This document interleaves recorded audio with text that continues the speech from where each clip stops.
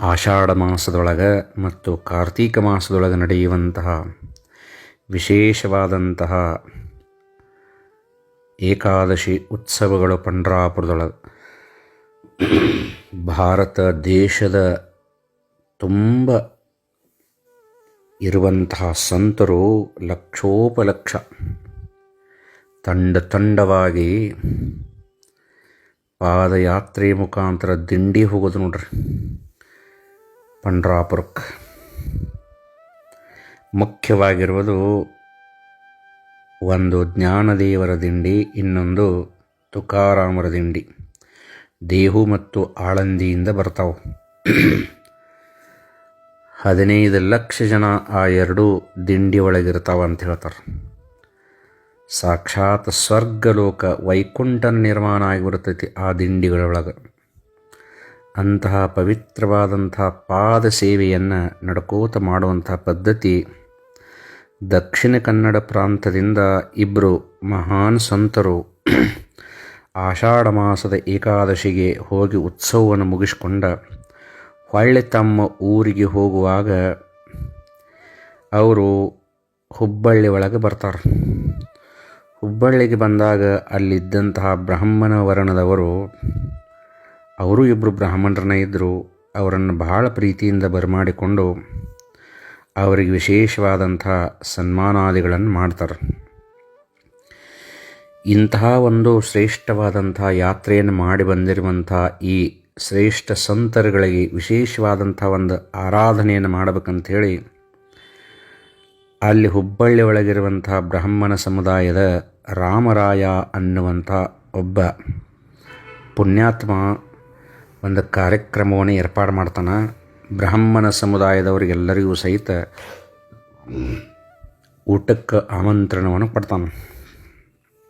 ಆವಾಗ ರಾಮರಾಯ ಸಿದ್ಧಾರೂಢರ ಪಾದೋದಕವನ್ನು ಸ್ವೀಕಾರ ಮಾಡಲಾರ್ದ ಊಟ ಮಾಡ್ತಿರ್ಕಿಲ್ರು.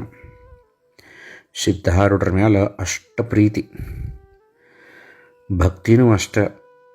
ಆವಾಗ ಈ ಒಂದು ಸಮಾರಂಭದೊಳಗೆ ಸಿದ್ಧಾರೂಢ ಪೂರ್ಣನ್ನು ಕರೆದ ಅವ್ರದ್ದು ಪಾದ ಪೂಜೆ ಮಾಡಿ ಅವರಿಗೂ ಷೋಡಶೋಪಚಾರ ಪೂಜೆಯನ್ನು ಸಲ್ಲಿಸಿ ಕೃತಾರ್ಥನಾಗಬೇಕಂತ ಹೇಳಿ ಮನುಷ್ಯನೊಳಗೆ ಬಂದ ಸಂತರನ್ನ ಒಂದು ಮಾತು ಕೇಳಿದ್ರ ಆತಂಥೇಳಿ ಸಂತ ಶಿರೋಮಣಿಗಳ ಅಂತ್ಯಕ್ಕೆ ಹೋಗಿ ಹೇಳ್ತಾನ. ಏನಂತಂದ್ರೆ,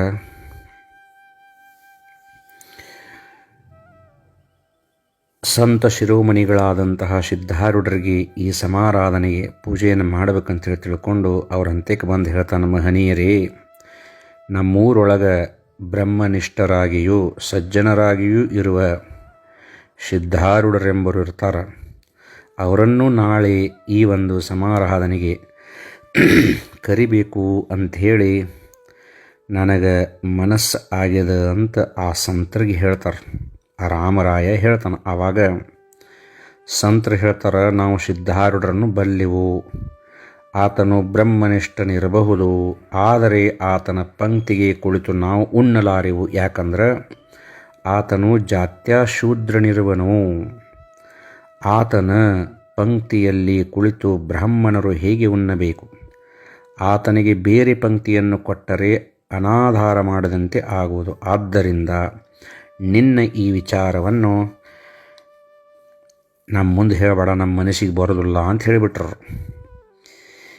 ಇದರಿಂದ ಜಾತಿ ಹೀನತ್ವ ಬರ್ತೈತಿ ಅಂದರು. ಈ ಮಾತು ಕೇಳಿದ ಕೂಡಲೇ ರಾಮರಾಯಗೆ ಭಾಳ ದುಃಖ ಆತು. ನನ್ನ ಸರ್ವಸ್ವ ನೋಡ್ರಿ, ಆ ಸಂತನೂ ಬ್ರಾಹ್ಮಣರು, ರಾಮರಾಯನೂ ಬ್ರಾಹ್ಮಣ, ಆದರೆ ಅವ್ರ ಮನಸ್ಸಿದ್ದಂಗೆ ಇವನ ಮನಸ್ಸಿಲ್ಲ, ಇವನ ಮನಸ್ಸಿದ್ದಂಗೆ ಅವ್ರ ಮನಸ್ಸಿಲ್ಲ. ಇದೇ ಜಗತ್ತು.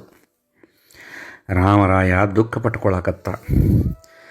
ಸಿದ್ಧಾರೂಢ, ನಿನ್ನನ್ನು ಕರಿಬೇಕಂತೇಳಿ ಎಷ್ಟು ಪ್ರೀತಿಯಿಂದ ನಾ ಮನಸ್ಸು ಮಾಡಿದ್ದೆ, ನೀನೂ ಬರ್ತಿದ್ದಿ, ನಿನ್ನ ಒಂದು ಸೇವೆನೂ ಮಾಡ್ತೇನೆ ಅಂತ ಹೇಳ್ಕರ್ ಭಾಳ ಸಂತೋಷಪಟ್ಟಿದ್ನಿ. ಆದರೆ ಈ ಸಂತರು ಹಿಂಗಂದ್ರಲ್ಲ ಅಂಥೇಳಿ ದುಃಖ ಪಟ್ಕೊಳಕತ್ತ.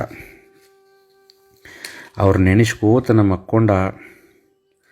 ಅದೇ ಸಮಯದೊಳಗೆ ಅವನ ಕನಸಿನೊಳಗೆ ಸಿದ್ಧಾರೂಢಪ್ಪಗಳು ಬಂದುಬಿಟ್ರು.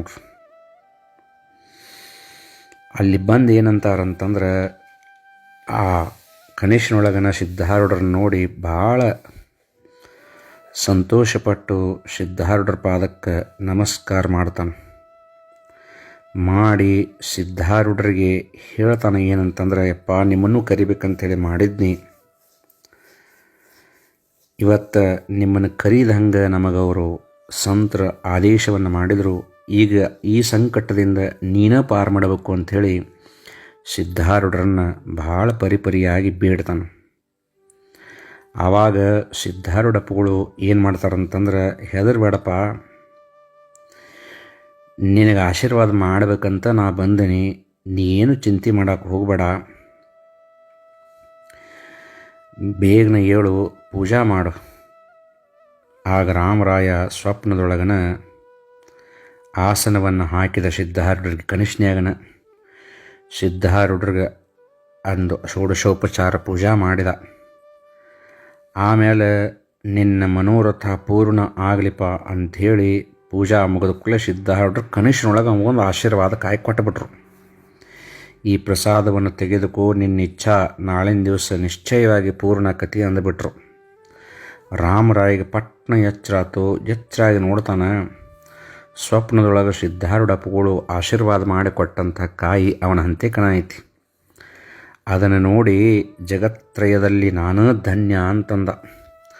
ಸ್ವಪ್ನದೊಳಗೆ ನಮ್ಮಪ್ಪ ಸಿದ್ಧಾರೂಢಜ್ಜ ಬಂದು ನನಗೆ ಆಶೀರ್ವಾದ ಕಾಯಿಯನ್ನು ಕೊಟ್ಟ, ನಿಜವಾಗಿಯೂ ನನ್ನ ಹಂತೆಗೆ ಕಾಯಿ ಐತಿಪ್ಪ ಅಂದಮೇಲೆ ಸಿದ್ಧಾರೂಢರು ನನ್ನನ್ನು ರಕ್ಷಣೆ ಮಾಡ್ತಾರೆ ಅಂಥೇಳಿ ಸಂತೋಷಪಟ್ಟ. ಮರನೇ ದಿನ ಅದ ಹುರುಪಿನೊಳಗೆ ಎಲ್ಲ ಪೂಜಾದಿಗಳನ್ನು ಮುಗಿಸಿದ. ಮಧ್ಯಾಹ್ನ ಊಟದ ಸಮಯದೊಳಗೆ ಆ ಸಂತರನ್ನು ಇಬ್ಬರೂ ಊಟಕ್ಕೆ ಕುಂಡ್ರಿಸಿದ. ಊಟಕ್ಕೆ ನೀಡಿದ. ಪುಂಡಲೀಕ ವರದ ಹರಿ ವಿಠ್ಠಲ ಶ್ರೀ ಜ್ಞಾನದೇವ ತುಕಾರಾಮ ಅಂತೇಳಿಕರ ಸಾಷ್ಟಾಂಗ ನಮನವನ್ನು ಮಾಡಿದ. ಮನಸ್ಸಿನೊಳಗೆ ಸಿದ್ಧಾರೂಢರು ಇನ್ನೂ ಬರವಾಲ್ರಲ್ಲಪ್ಪ ಅಂತ ಅತ್ತಿತ್ತ ನೋಡ್ತಿದ್ದ. ಸಂತರು ಅತ್ಯಂತ ಆನಂದಭರಿತವಾಗಿ ಊಟ ಮಾಡ್ತಿದ್ರು, ಬೇರೆ ಭಕ್ತರು ಊಟ ಮಾಡ್ತಿದ್ರು. ಆವಾಗ ನೋಡ್ತಾನೆ ಏನಾಗಿಬಿಡ್ತು ಅಂತಂದ್ರೆ, ಕಣ್ಮುಚ್ಚಿ ಕಣ್ಣು ತೆಗೆಯೋದ್ರೊಳಗೆ ಆ ಇಬ್ಬರೂ ಸಂತರ ನಡಕ್ಕೆ ಸಿದ್ಧಾರೂಢರು ಕುಂತು ಊಟ ಮಾಡಕತ್ತಿದ್ರು. ರಾಮರಾಯಗ ಎಲ್ಲಿಲ್ಲದಂಥ ಆನಂದ. ನಮ್ಮಪ್ಪ ಕನಿಷ್ಠನೊಳಗೆ ಬಂದು ನನಗೆ ಮಾತು ಕೊಟ್ಟ ಪ್ರಕಾರವಾಗಿ ಇಬ್ಬರೂ ಸಂತರ ಮಧ್ಯದೊಳಗನ ಸಿದ್ಧಾರೂಢರು ಕುಂತು ಊಟ ಮಾಡಕತ್ತಿದ್ದು ನೋಡಿದ.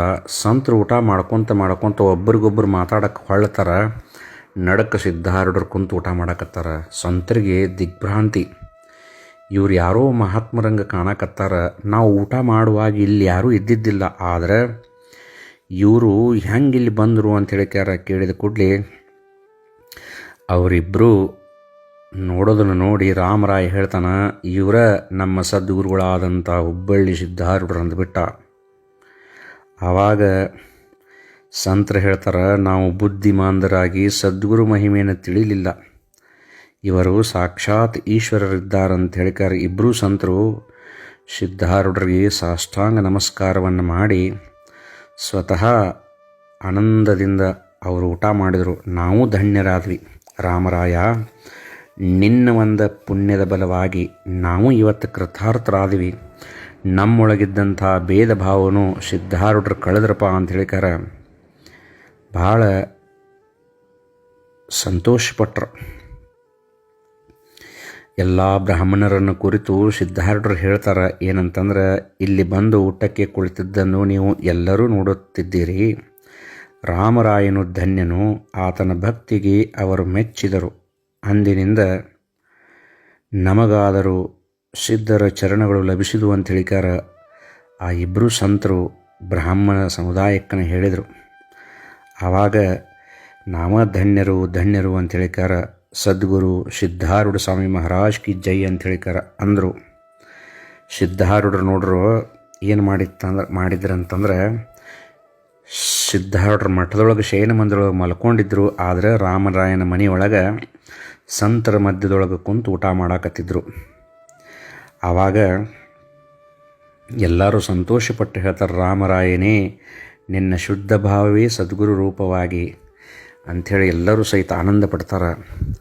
ಎಲ್ಲ ಮುಗಿಸಿ ಸಂತರ ಹೇಳ್ತಾರೆ, ಲಘುನ ನಾವು ಸಿದ್ಧಾರೂಢ ಮಠಕ್ಕೆ ಹೋಗು ನಡ್ರಿಪ್ಪ ಅಂಥೇಳಿ ಎಲ್ಲರೂ ಕೂಡಿ ಸಿದ್ಧಾರೂಢ ಮಠಕ್ಕೆ ಬರ್ತಾರೆ. ಅಲ್ಲಿ ಮಲ್ಕೊಂಡಿರ್ತಾರೆ ಸಿದ್ಧಾರೂಢರು.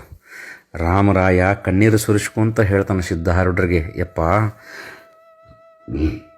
ನೀವು ನಮ್ಮ ಮನೆ ಒಳಗೆ ಬಂದು ಇವ್ರ ಜೋಡಿ ಕುಂತು ಊಟ ಮಾಡಿ ನಮ್ಮನ್ನು ಪಾವನ ಮಾಡಿದ್ರಿಪ್ಪ ಅಂತ ಹೇಳಿದ ಕೂಡಲೇ ಸಿದ್ಧಾರೂಢರು ಅಂದರು, ನಾ ಎಲ್ಲಿ ಬರಲಿವೋ, ನಾ ಸುಮ್ಮನೆ ಇಲ್ಲೇ ಮಠದಾಗ ಉಂಡು ಮಕ್ಕೊಂಡೇನಿ, ನಿನ್ನ ಶುದ್ಧವಾದಂಥ ಭಕ್ತಿ ಹಂಗೆ ಆಗೈತಿ ಅಂದ್ರೆ ನೋಡ್ರಿ, ತಾವ ಲೀಲೆಯನ್ನು ತೋರಿಸಿದರು, ತಾವ ಪವಾಡವನ್ನು ತೋರಿಸಿದ್ರು ಸಹಿತ ನಾ ಅನ್ನುವ ಭಾವವನ್ನು ಅವರಲ್ಲಿ ಎಂದೂ ತೋರಿಸಲಿಲ್ಲ. ಆವಾಗ ಎಲ್ಲರೂ ಸಹಿತ ಸಿದ್ಧಾರೂಢ ಸದ್ಗುರುಗಳಿಗೆ ವಂದಿಸಿ ಅಲ್ಲಿಂದ ಮುಂದೆ ತಮ್ಮ ತಮ್ಮ ಕಾರ್ಯಗಳಿಗೆ ಹೊರಟರು ಅಂತ ಹೇಳ್ತಾರೆ.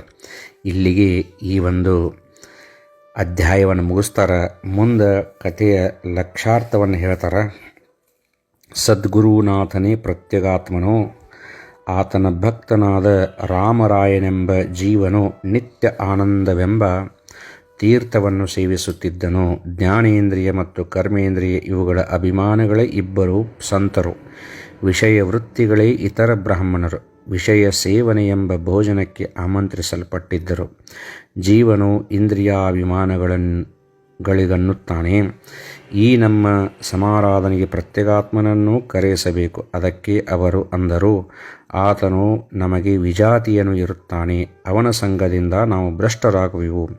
ಇದನ್ನು ಕೇಳಿ ಜೀವನು ದುಃಖಿತನಾದನು ಮತ್ತು ಪ್ರತ್ಯಗಾತ್ಮನನ್ನು ಪ್ರಾರ್ಥಿಸುವಂಥವನಾದನು. ಆತನು ಜೀವರಿಗೆ ಸ್ವಪ್ನದಲ್ಲಿ ಬಂದು ಪ್ರಸಾದ ಕೊಟ್ಟು, ಕಾಯಿಯೇ ವಿವೇಕವು, ಅದನ್ನು ಹೊಂದಿ ಜೀವನು ಸುಖಿಯಾದನು. ವಿಷಯ ಭೋಗಕ್ಕೆ ಎಲ್ಲರೂ ಕುಳಿತಿರುವಾಗ ಆ ಇಂದ್ರಿಯಾಭಿಮಾನಿಗಳ ಸಂಧಿಯಲ್ಲಿ ಪ್ರತ್ಯಗಾತ್ಮನು ಬಂದು ಕೂಡಿರುವಂಥವನಾದನು. ಜೀವನು ವಿವೇಕ ಬಲದಿಂದ ಆತನನ್ನು ನೋಡಿದನು. ಆದರೆ ವಿಷಯ ಸೇವನೆಯಲ್ಲಿರುತ್ತಾರೆ. ಇಂದ್ರಿಯಾಭಿಮಾನಿಗಳು ಪ್ರತ್ಯಗಾತ್ಮನನ್ನು ಕಾಣದೆ ಉಪರಮವಾದಾಗ ಅಕಸ್ಮಾತಾಗಿ ಕಂಡರು. ನೋಡಿ, ಇವರು ಪ್ರತ್ಯಗಾತ್ಮ ಎನ್ನುವರು. ಆ ಕ್ಷಣವೇ ಆತನು ನಿರಾಕಾರನಾದನು. ಅನಂತರ ವಿವೇಕಯುಕ್ತನಾದ ಜೀವನನ್ನು ಆತ್ಮನು ಕಡೆಗೆ ಆತನನ್ನು ಕರೆದು ತರಲಿಕ್ಕೆ ಕಳುಹಿಸುತ್ತಾನೆ. ಜೀವನಿಗೆ ಆನಂದವಾಗಿ ಎಲ್ಲ ವೃತ್ತಿಗಳು ಧನ್ಯವಾದವು ಎಂದು ಅಂದುಕೊಂಡನು. ಯಾಕೆಂದರೆ ಸದ್ಗುರು ಕೃಪೆಯಿಂದ ಎಲ್ಲರೂ ಭಕ್ತಿ ಮಾರ್ಗಕ್ಕೆ ಹತ್ತಿದರು. ಆತ್ಮನನ್ನು ಕರೆತಂದು ಪೂಜಿಸಿದರು. ಅನಂತರ ಪ್ರಸಾದ ಎಲ್ಲರೂ ತೆಗೆದುಕೊಂಡು ಮತ್ತು ಜೀವನು ತಾನು ಧನ್ಯನಾದನೆಂದು ತಿಳಿದುಕೊಂಡು ಆನಂದಪಟ್ಟರು. ಇಂತಹ ಲಕ್ಷಾರ್ಥವನ್ನು ಮನಸ್ಸಿನಲ್ಲಿ ವಿವರಿಸಿಕೊಂಡು ಶ್ರೋತ್ರಾಜನರು ಆನಂದ ಪ್ರಸಾದವನ್ನು ತೆಗೆದುಕೊಳ್ಳತಕ್ಕದ್ದು. ಆಗ ಪ್ರತ್ಯಗಾತ್ಮನ ಪ್ರಸಾದದಿಂದ ಎಲ್ಲ ವೃತ್ತಿಗಳು ನಿರ್ಮಲವಾಗುವು ಎಂಬಲ್ಲಿಗೆ ಶ್ರೀ ಸಿದ್ಧಾರೂಢ ಕಥಾಮೃತದವಳು ಶ್ರವಣ ಮಾತ್ರದಿಂದ ಸರ್ವಪಾಪಗಳನ್ನು ಭಸ್ಮ ಮಾಡುವಂತಹ ಅತೀ ಸುಂದರವಾದ ಈ 23ನೇ ಅಧ್ಯಾಯವನ್ನು ಶಿವದಾಸನು ಶ್ರೀ ಸಿದ್ಧಾರೂಢರ ಚರಣಾರವಿಂದಗಳಲ್ಲಿ ಸಮರ್ಪಿಸುವನು. ಪಾರ್ವತೀಪತಿ ಶಿವ ಹರ ಹರ ಹರ ಮಹಾದೇವ.